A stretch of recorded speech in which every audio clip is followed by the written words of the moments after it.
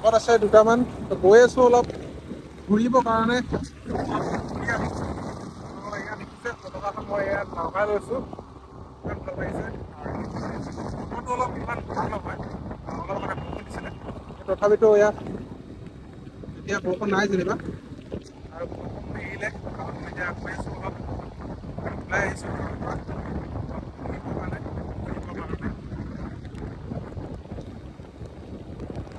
এইটো ৰাস্তা নতুনকে বনাই আছে, যিটো একদম বঙাইগাঁও শ্বহীদ বেদীৰ পৰা ডাইৰেক্ট প্ৰকল্প পাহাৰ আছে যে, তো এইফালেদি আপোনালোকে চালমাৰা হৈ নগ'লেও হ'ব, ধুবুৰী চুবুৰী যাব গ'লে একদম ডাইৰেক্ট এইটো দি ডাইৰেক্ট চিধা আপোনালোকে ডাইৰেক্ট যাব পাৰিব। ৰাস্তাটো বহুত দেখিছে, ৰাস্তাটো বহুত বহল, একদম ধুনীয়া ৰাস্তা।